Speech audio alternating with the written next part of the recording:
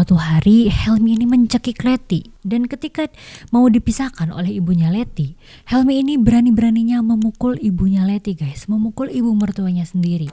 Halo semua, aku Zalfa, selamat datang di Satu Cerita. Selamat datang buat kalian yang baru nonton. Jadi di channel Satu Cerita ini aku bakal bawain banyak cerita misteri, mulai dari teori konspirasi, kasus-kasus yang tidak terselesaikan, kasus yang terjadi di dunia, kasus kriminal, sampai cerita horor pun bakal aku ceritain di channel ini. Jadi buat kalian yang suka bahasan serupa, jangan lupa subscribe karena kita bakal tayang 1 kali 1 minggu.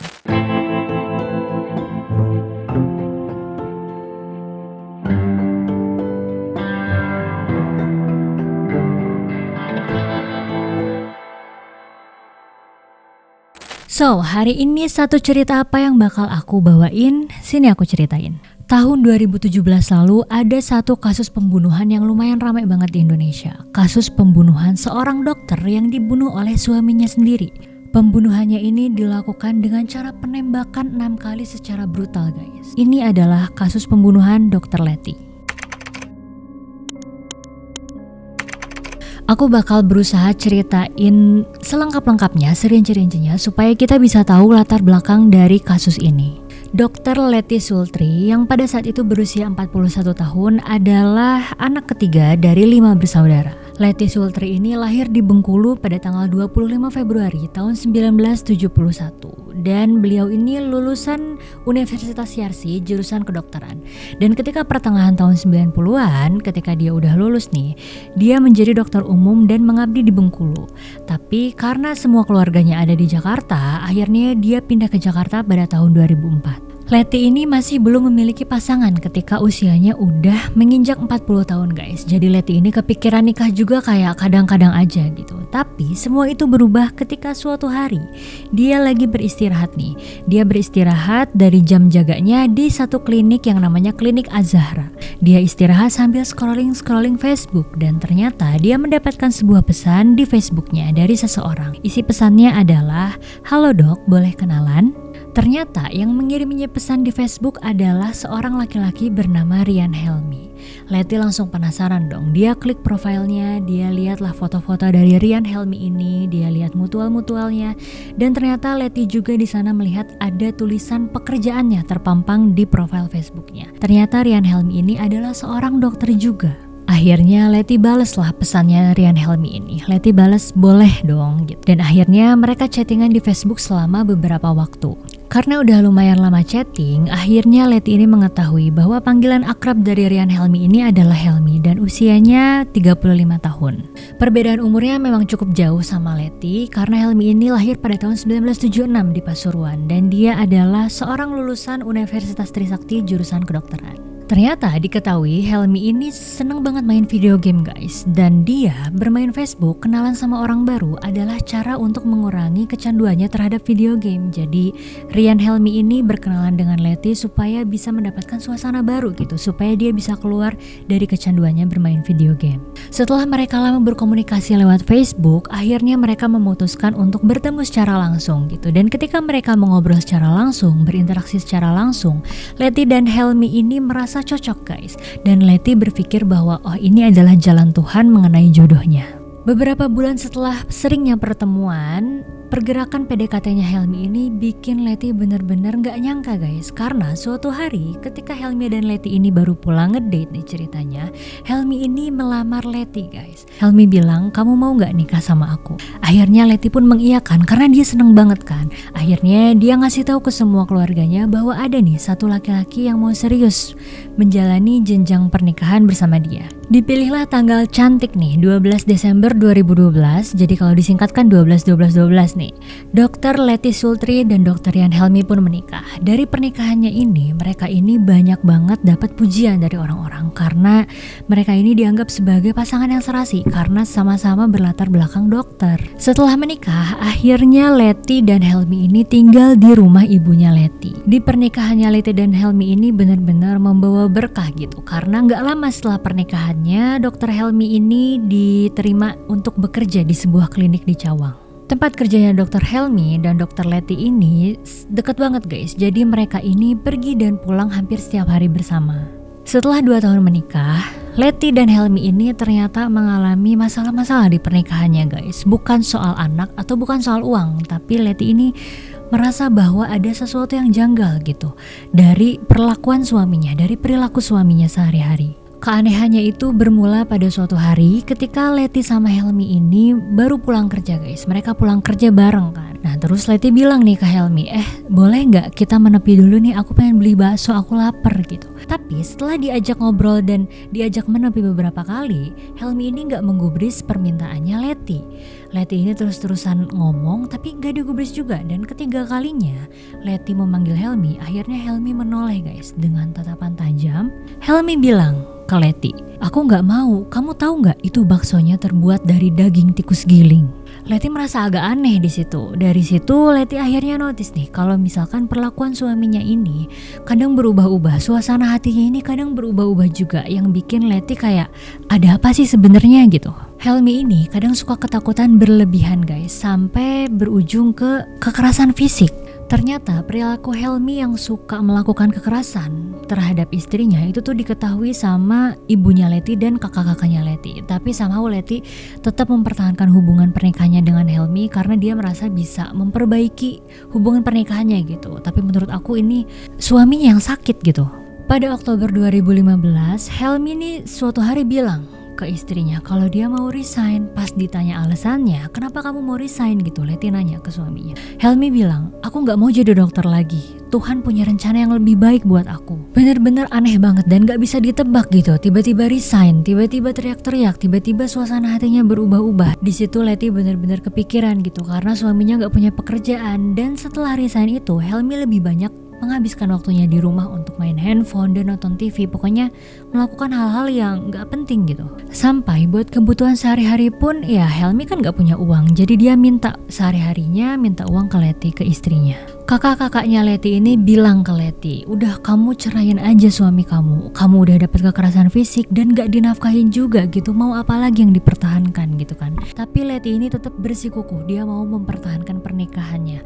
Bukannya malah menjauh, tapi Leti ini mencarikan kerjaan untuk Helmi guys melalui koneksi-koneksi dokternya. Dan akhirnya Helmi kembali diterima bekerja di sebuah klinik kecantikan di daerah Cawang.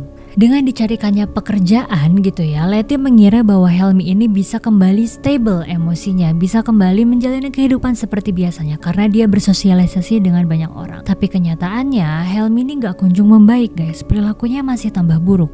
Suatu hari Helmi pulang dari klinik dengan keadaan benar-benar cemberut dan kayak marah banget mukanya. Dia masuk rumah dan langsung kunci diri di kamar. Setelah itu keesokan harinya Helmi benar-benar gak pernah pergi lagi ke tempat kerjanya, ke klinik kecantikan itu. Dan Leti ngira kalau misalkan dia udah resign kan. Terus Leti nanya lah, kenapa kamu gak pergi kerja gitu. Ya akhirnya jawabannya sama. Helmi ini bilang kalau misalkan dia gak mau jadi dokter dan Tuhan punya rencana yang lebih baik buat dia. Tapi pada faktanya Dokter Helmi ini gak resign guys. Jadi di tempat kerjanya itu ternyata dia kepergok mau melakukan percobaan pembiusan kepada 2 karyawan di kliniknya.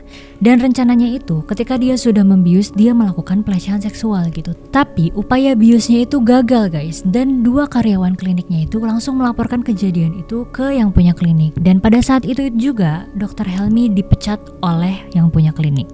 Dari situ kondisi mental Helmi bener-bener langsung turun lagi guys. Dia sering banget natap tembok berjam-jam, dia sering tiba-tiba nangis, tiba-tiba ketawa, terus dia suka berdebat sama diri dia sendiri, teriak-teriak gak jelas, sampai Leti pun kebingungan apa yang harus dia lakukan untuk menghadapi suaminya.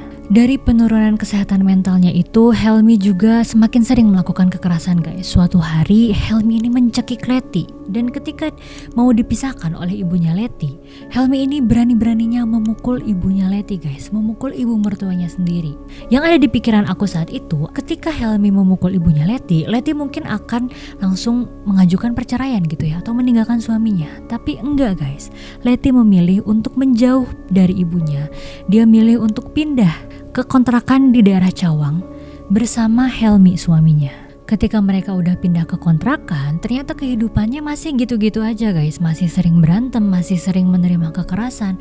Sampai suatu hari nih, ketika itu Letty baru pulang dari klinik karena dia kecapean. Dia tidur siang, dan ketika dia tidur siang, tiba-tiba Helmi datang. Dia membakar kain di kamar dan melemparkannya ke Letty yang sedang tidur siang. Letty kebangun dong, bener-bener kaget karena dia tangannya kebakar. Waktu dia mau ngejar Helmi keluar, pintu kamarnya itu dikunci dari luar. Nggak kehabisan akal, Letty akhirnya ngelihat ada jendela di kamarnya. Dia buru-buru kabur lewat jendela itu. Ternyata Helmi tahu guys kalau misalkan Letty itu kabur. Helmi akhirnya ngejar Letty sampai ke jalan dan dia mohon-mohon biar Letty ini pulang ke rumahnya. Jadi dia merayu-rayu sampai orang-orang di situ bener-bener kayak menggunjing gitu karena seakan-akan Letty dan Helmi ini membawa permasalahan rumah tangganya ke jalan. Setelah dirayu, setelah dibujuk, Letty tetap nolak untuk pulang ke kontrakannya lagi. Akhirnya Helmi bilang, ya udah kalau kamu nggak mau pulang ke kontrakan malam ini, kamu nginep aja di hotel supaya besok bisa aku jemput. Akhirnya Letty pun setuju dengan perkataan Helmi. Helmi anterin lah Letty ke hotel yang dituju gitu. Pas udah dianterin, Helmi balik lagi ke kontrakan. Helmi berusaha buat menghubungi Letty, tapi ternyata Letty nggak bisa dihubungi. Nomornya nggak aktif, ditelepon berkali-kali nggak diangkat juga. Sampai akhirnya Helmi pergi lagi ke hotel dan menanyakan ke resepsionis terkait keberadaannya Letty. Dan resepsionisnya bilang kalau misalkan Letty sudah check out dari tadi. Helmi kaget dong, dia langsung nyariin Letty ke rumah ibunya, ke klinik tempat dia kerja, ke tempat yang biasa Letty datangin, tapi sama sekali nggak ada. Letty kayak menghilang tanpa jejak.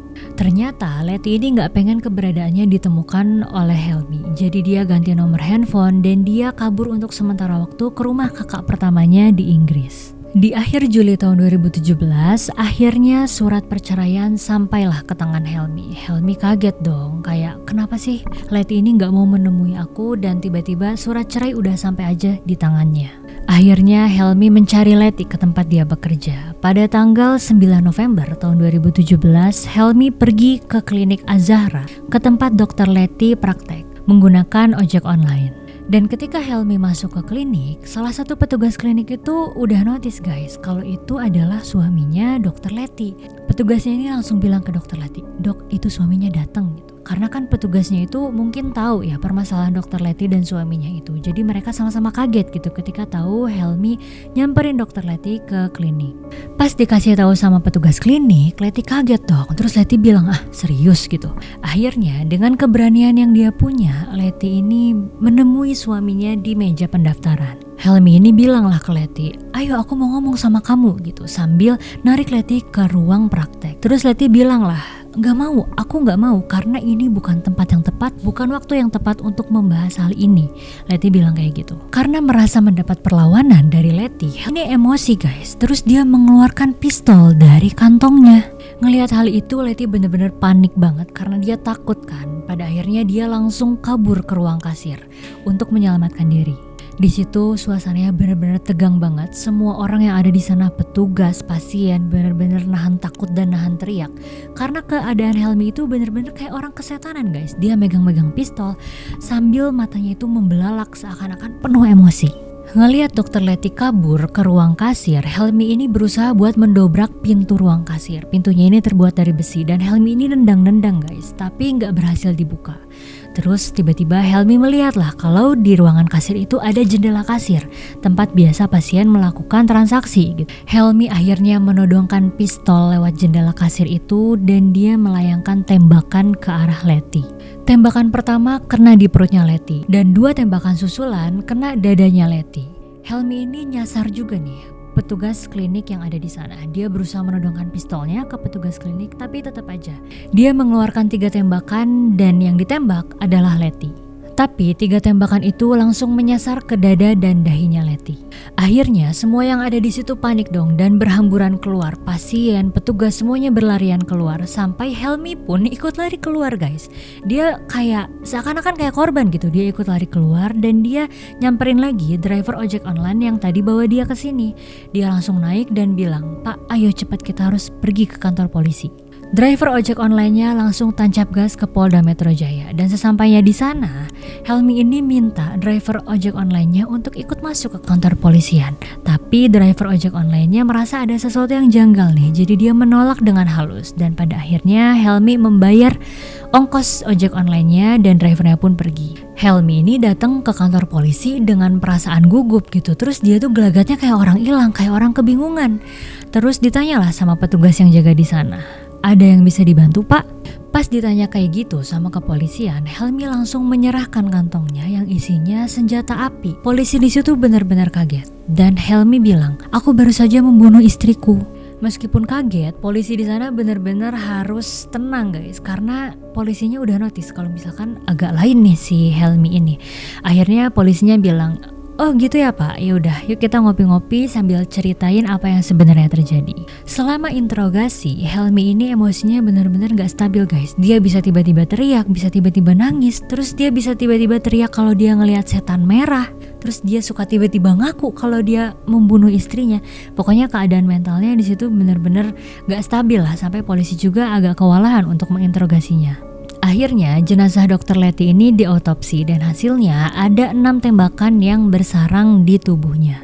Ada peluru yang ditemukan di perut, jantung, paru-paru, dan otak. Pada Maret 2018, Rian Helmi ini akhirnya disidang guys. Di persidangan pun Helmi ini menunjukkan emosi yang gak stabil lagi. Dia sering bergumam gak jelas, dia suka bilang aku gak kuat gitu. Dan di persidangan itu Rian Helmi dituntut hukuman mati dan sempat ada minta keringanan dari kuasa hukumnya karena kuasa hukumnya bilang kalau kliennya Rian Helmi ini memiliki penyakit mental dan berdasarkan pemeriksaan oleh dokter spesialis jiwa, Helmi ini dikatakan bahwa dia menderita gangguan depresi. Saat kejadian penembakan pun Helmi ini dalam urinnya terkandung obat penenang guys yang biasanya diresepkan untuk gangguan kecemasan. Publik ini bertanya-tanya dari mana Helmi bisa dapat senjata apinya gitu, karena dia kan emosinya nggak stabil tapi kok dia bisa dapat senjata api gitu. Ternyata dia dapat senjata api itu dari orang yang menjualnya secara ilegal di Facebook. Terus dari mana Helmi ini dapat uangnya? Karena kan dia nggak kerja gitu dan Letty juga udah meninggalkan dia pada saat itu. Jadi di rumah kontrakannya itu masih ada mobilnya Letty guys. Dan dijual lah sama Helmi. Avanzanya Letty ini laku 80 juta. Dari uangnya itu dia belilah senjata api untuk membunuh istrinya.